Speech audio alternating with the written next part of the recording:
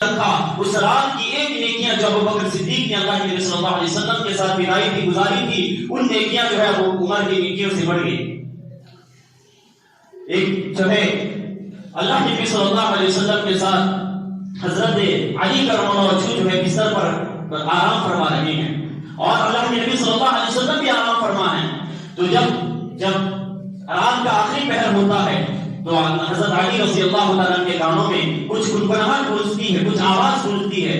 فوراً اپنے بستر سے اٹھتے ہیں, دیکھتے ہیں کہ باہر جو ہے تلوار سے لیس کافر جو ہے کافی لوگ تلوار لہرا رہے ہیں. کم و بیش 100 کافر جو ہے آپ کے گھر کے آس پاس لہرا رہے تھے. حضرت علی رضی اللہ تعالیٰ حضور پاک صلی اللہ علیہ وسلم کو جگاتے ہیں, کہتے ہیں اللہ کے نبی صلی اللہ علیہ وسلم یہ کافر جو ہمارے گھر کے باہر تلواروں سے لیس ہیں اور میں نے سنا ہے کافروں میں سے کافر کہہ رہا ہے کہ آج کی رات نعوذ باللہ محمد کی آخری رات ہوگی, آج اس کے سر کو قلم ہم کر دیں گے نعوذ باللہ. اللہ کے نبی صلی اللہ علیہ وسلم نے حضرت علی کرم اللہ سے فرمایا یا علی تو گھبرانا, یا علی تو پریشان نہ ہو, یا علی جو ہے تو جو ہے بے چین مضطرب نہ ہو, یہ مارنے والے ابھی آئے ہیں, بچانے والا پہلے سے موجود. یہ مارنے والے ابھی آئے ہیں, بچانے والا پہلے سے موجود ہے. دیکھ میں ان کے ساتھ کیا کرتا ہوں. روایتوں میں آتا ہے اللہ کے نبی سرور کونین صلی اللہ علیہ وسلم نے ایک مٹی اٹھائی, اس پہ سورہ یاسین پڑھ کر دم جو ہے پھونکا اور ان کافروں کے جو ہے آنکھوں میں جو ہے کافروں کے آنکھوں چہرے کی طرف پھینکا اور ان کی آنکھوں میں مٹی گھسا جو اللہ کے نبی صلی اللہ علیہ وسلم اسی راستے سے کافروں کے درمیان سے نکل کے انہیں پتہ نہ چلا. جب ابو جہل بہت دیر گزر گیا, کوئی جو ہے اندر سے کسی کے آنے کی آواز جو ہے کسی کے دروازے کھلنے کی آواز نہیں آئی, تو ابو جہل اندر جاتا ہے, دیکھتا ہے کہ کوئی بستر پر لیٹا ہوا ہے. اللہ کے نبی صلی اللہ علیہ وسلم نے ساری امانتیں مکے والوں کو آپ کی سپرد کر دی تھی, حضرت علی کو سپرد کر دی تھی. یہ امانتیں رکھنا, کافر کی امانتیں, منافقین کی علامتیں, سب کی جو ہے آپ کی امانتیں آپ کے پاس رکھ کے واپس چلے گئے. جب جو ہے ابو جہل کپڑا اٹھاتا ہے, کہتا ہے قم یا محمد, اے محمد کھڑا ہو. جب کپڑا اٹھاتا دیکھتا ہے تو حضرت علی رضی اللہ تعالیٰ عنہ ہیں. جب وہ کھڑے ہوتے ہیں ابو جہل پوچھتا ہے کہ محمد کہاں ہے. حضرت علی جو ہے حیدر کرار تھے, علی جو حق کی جلی تھے, وہ جھوٹ نہیں بول سکتے تھے. انہوں نے نہیں کہا کہ محمد مجھے نہیں معلوم. جب ابو جہل نے پوچھا کہ محمد کہاں گیا تو اس نے کہا کہ جہاں جانا تھا وہاں چلے گئے. تو ابو جہل باہر آتا ہے اور کہتا ہے کہ جو ہے اس دھرتی میں, اس روئے زمین پر اگر کوئی محمد کا یار ہو سکتا ہے, ابو بکر صدیق ہو سکتا ہے, وہ جو ہے حضور جو اسی کے جو ہے محمد اسی کے گھر پہ گیا ہوتا. جب اللہ کے نبی صلی اللہ علیہ وسلم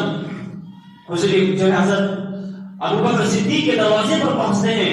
اور دروازہ کھٹکھٹاتے ہیں تو فوراً جو ہے حضرت ابو بکر دروازہ کھول لیتے ہیں. یہ نہیں پوچھتے ہیں کہ من دخل الباب, دروازے پہ کون ہے, نہیں, بلکہ پہچان لیتے ہیں دروازے کھٹکھٹاہٹ سے کہ جو ہے اللہ کے نبی صلی اللہ علیہ وسلم آئے ہوں گے.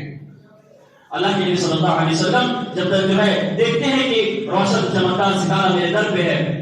تو پریشان ہو جاتے ہیں, آنکھوں سے زاروں قدر آنسو آ جاتے ہیں حضرت ابوبکر صدیق رضی اللہ تعالیٰ عنہ کے. کہتے ہیں اللہ کے نبی آپ نے زحمت گوارا کیوں کی, آپ کسی قاصد کو بھیج دیتے, کسی غلام کو بھیج دیتے, میں جو ہے چل کر آپ کے قدموں میں آ جاتا. اللہ کے حبیب صلی اللہ علیہ وسلم فرمایا کہ آج جو میں تیرے گھر پہ آیا ہوں, تیرے در پہ آیا ہوں, میں خود سے نہیں آیا بلکہ بھیجنے والے نے مجھے بھیجا ہے. میں خود کوئی کام نہیں کرتا جب تک اللہ کا حکم نہ ہو. وما ينطق عن الهوى, مجھے اللہ نے حکم دیا کہ جاؤ صدیق کے در پہ جاؤ, میں آج اللہ کے حکم سے تیرے در پہ آ جاؤں.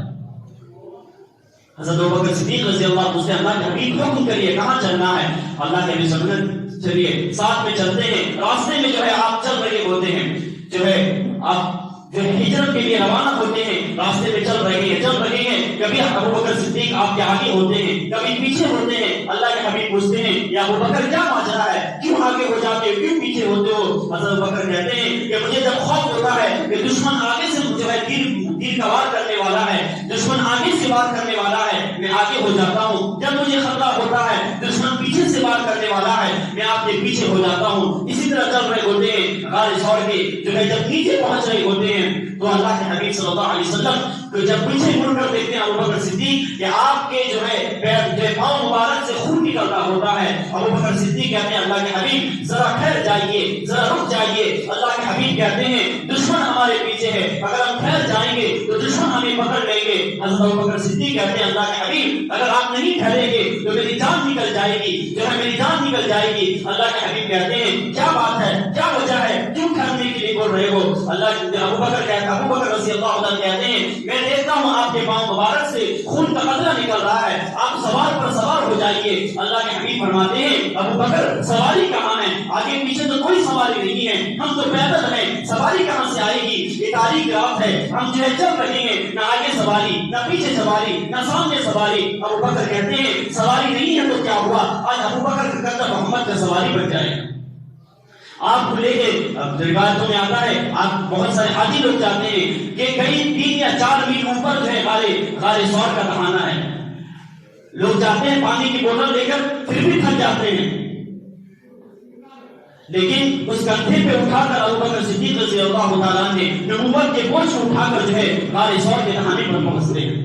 ثور کے دہانے پر پہنچنے کے بعد جو اللہ کے نبی صلی اللہ علیہ وسلم کو اٹھاتے ہیں، یہ نہیں کہتے کہ اللہ کے حبیب میں تھک گیا ہوں گا، بلکہ اللہ کے حبیب صلی اللہ علیہ وسلم سے ابو بکر صدیق نے فرمایا یہ اللہ کے حبیب آپ تھک گئے ہوں گے، آپ آرام کیجئے، میں غار کے اندر جاتا ہوں اور وہاں جا کر جو صفائی کر کے پھر واپس آتا ہوں، وہاں بستر بچھا کر وہاں سے واپس آتا ہوں۔ اللہ کے حبیب صلی اللہ علیہ وسلم نے فرمایا یہ ابو بکر بستر کہاں سے آئیں گے؟ اللہ کے حبیب صلی اللہ علیہ وسلم سے ابو بکر نے فرمایا جب سواری نہیں تھا تو ابو بکر کا جو ہے ابو بکر کے کندھے محمد کے سواری بن گئے تھے، آج بستر تو نہیں ہے، آج ابو بکر کے جو ہے گود محمد کے بستر بن جائے۔ اللہ کے حبیب صلی اللہ علیہ وسلم کے لیے جو ہے جب آپ اندر جاتے ہیں ابو بکر صدیق اور صفائی کرتے ہیں، بستر بچھاتے ہیں، اور اللہ کے حبیب صلی اللہ علیہ وسلم سے آ کر کہتے ہیں یہ اللہ کے حبیب سرکار صلی اللہ علیہ وسلم، میں پھر اندر جاتا ہوں، دیکھتا ہوں کہ جھاڑو مار لیتا ہوں، وہاں پر کوئی جو ہے کہیں کیڑا، کوئی مکوڑا، کوئی سانپ اور بچھو نہ ہو۔ کہتے ہیں یہ ابو بکر کیسی بات کرتے ہو، آج جھاڑو کہاں ہے؟ آج لوگ ابو بکر کہتے ہیں جب سواری نہیں تھی ابو بکر کا کندھا محمد کی سواری بن گئی، جب بستر نہیں تھا تو ابو بکر کی گود محمد کا بستر بن گیا، اور جب جھاڑو نہیں ہے آج ابو بکر کی جو ہے آج ابو بکر کا عمامہ، ابو بکر کی پگڑی محمد کی جھاڑو بن جائے گی۔ آپ کو اندر لے کے آتے ہیں اور آپ کو جو ہے لٹاتے ہیں، لٹانے کے بعد جو ہے سارے سوراخ اپنے بدن مبارک سے جو ہے سارے کپڑے اتار دیتے ہیں، کپڑا پھاڑ پھاڑ کے سوراخوں کو بند کر دیتے ہیں۔ روایتوں میں آتا ہے کہ کبھی ایک سوراخ یا 2 سوراخ تھا، ان سوراخوں میں جو ہے آپ پاؤں رکھ دیتے ہیں، پاؤں رکھنے کے بعد روایتوں میں آتا ہے ایک جو ہے کالا سانپ تھا، وہ جو ہے سانپ جو ہے آپ کے پاؤں مبارک کو، آپ کی انگلی مبارک کو ڈستا ہے، اتنا ڈستا ہے، اتنا ڈستا ہے، اگر ابو بکر سہ